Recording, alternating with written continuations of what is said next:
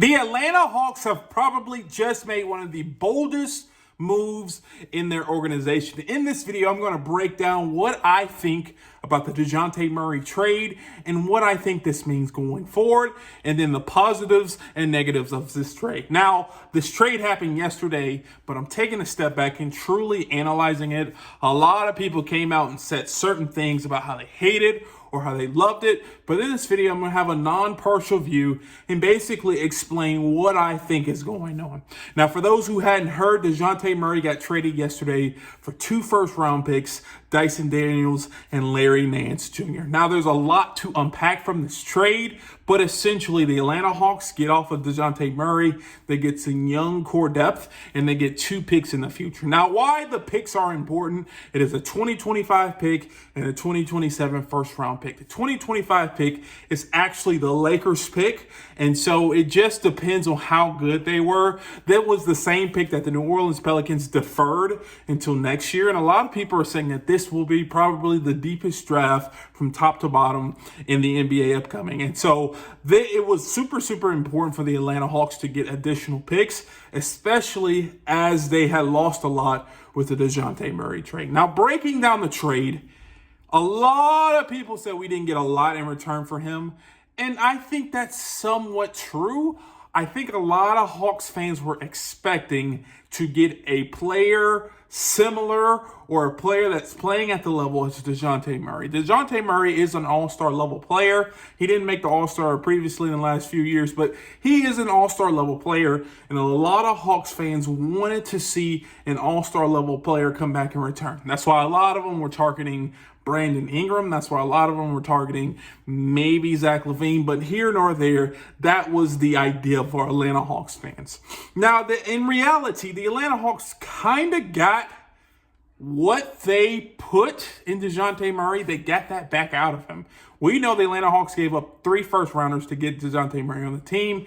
They wanted to try this experiment, and in my opinion, if you're able to pay for something and then 3 years later get that same value in return, then I think that's a pretty decent trade. Now, I will go off the record and say I'm not the biggest fan of this trade. I really am not, and I would love to see them get a future star or a star now. But in regards to the return, I can kind of see it because they get 2 of the 3 picks back.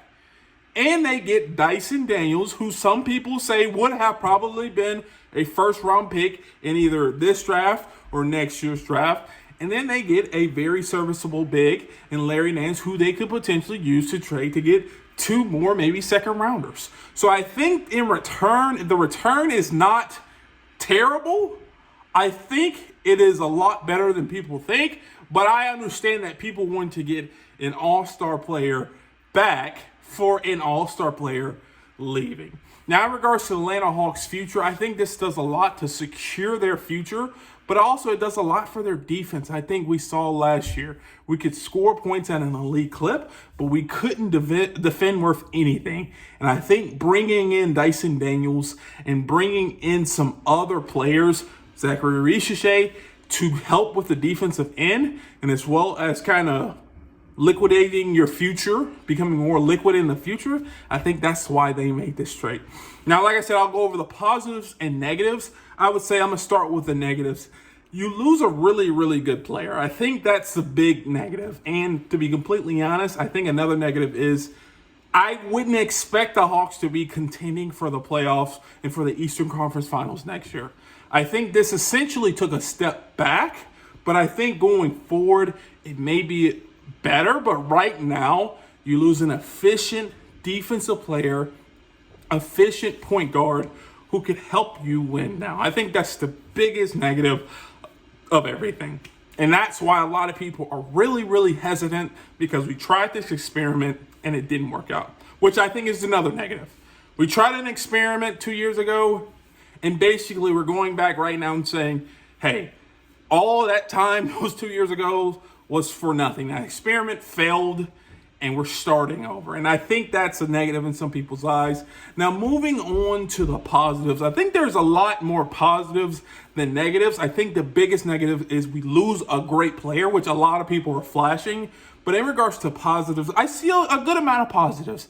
Number one, we get below the luxury tax. I know our owners said they're willing to spend money, but as of now, I have not seen that, and this move kind of brings them below the luxury tax. Number two, we get an additional draft pick in the year that people say is the most loaded draft, pretty much in the recent NBA history. We could potentially have 2 picks next year, depending on what Sacramento does. But for us to get 2 picks in a very, very deep draft, 2 first-round picks, I think that's very, very, very good, and I think that's a positive for this. I think the third positive is you kind of get away from this Trey Dejounte trial that you had. You essentially trade one player. You say, hey, look, Trey, we're going to focus in on you. We're going to allow you to be that old Trey where it's you get people around you, but you create. And we have other guys playing defense, and we go there, and we saw how successful that was to the point where it took them to the Eastern Conference Finals. The last positive that a lot of people don't get is we got an elite young defender, as well as Larry Nance Jr., a backup center, who could help us going forward. Like I said, we lose a phenomenal all-star level player, but we do get picks and returns back, and we know one thing that we've been struggling with year over year, and that's defense. And in this trade, you get a player that can help you with the defense going forward. Now, I think this means a couple things for the direction of the Atlanta Hawks. One, I think they're trying to go young.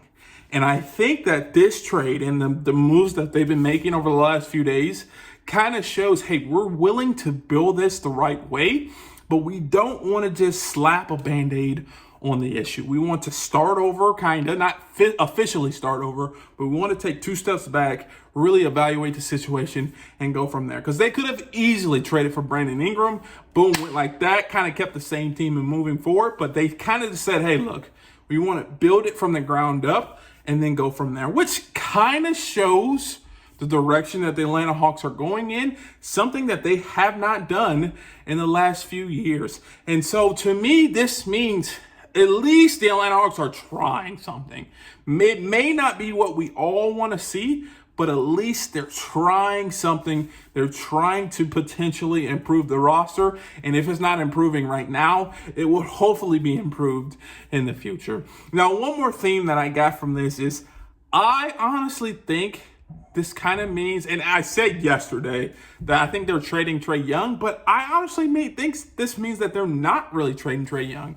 They're going back to the old Trey Young and saying, hey, look, we need you to be the guy. We want you to be our guy. We want you to make plays. We want you to play vintage Trey Young. We're going to surround you with young, athletic wings who can make shots and make plays and play defense. We need you to be the 28 and 10 Trey. And if you can do that for us, we're going to win a lot of games going forward. And I think that's fair. I think the last time we did that, Trey Young kind of took us to the Eastern Conference Finals. Now, one more thing I also want to mention, I think this trade means that one of our 3 centers will be on the move. If not 2 of our 3 centers will be on the move. Larry Nance played majority of his minutes at the Pelicans at the 5 position, and I think that's going to continue. So I think, to be completely honest, Larry Nance's expiring contract at $11 million a year, I personally think he'll stay on the roster. So this means either Clint Capella or Onyeka Okongwu, and honestly, Bruno Fernando might be on the move. Now, I think the reasonable choice is probably Clint Capella because he's demanding a lot of attention around the league. People say he can retract a first-round pick, but I also want to take this and bring this in mind. I love Onyeka. I love his game. I love what he can become. But is it possible for us to have 2 6'8", 6'9" centers on the team? I think at a certain level, when we kind of match up against a bigger center, for instance, I don't know, maybe Joel Embiid, that will kind of show our weak points in this defense. And so I kind of want to pose this question. Do we trade Onyeka and get a lot of value in return? Maybe get another shot creator for Onyeka? Or do we just trade Clint Capella and maybe get a late round first and maybe next year's draft or the year after? This is the question I want to pose to you all that are listening. Leave a comment down below who you think we should trade. But I think this current trade means we're going to make there's still a lot of wholesale changes to be made. And I also want to mention, don't be surprised if you see DeAndre Hunter on the move. We're starting to bring in a lot of young defensive wings, and there's going to be a limited amount of positions to play and places to play and roster spots to play. There's going to be a lot of talent on the roster. So do we move DeAndre Hunter? And I think there's going to be still a lot of movement from the Atlanta Hawks organization to get their guys in the roster, those smart, long, athletic wings, but also to make sure that the roster is good going forward and they're playing the guys that they recently acquired. Now, if you enjoyed this video, please do me a favor, hit the thumbs up, subscribe, and turn on post notifications. I know it was super long, but I wanted to break it down, take a step aside. I know this happened yesterday, and remove all the emotions and take a look line by line at the actual trade and what it means for the Atlanta Hawks going forward. And if you enjoyed this video, please check this video out right here, which it details some more of the Dejounte Murray trade and my initial thoughts when I first saw it happening. And like always, peace.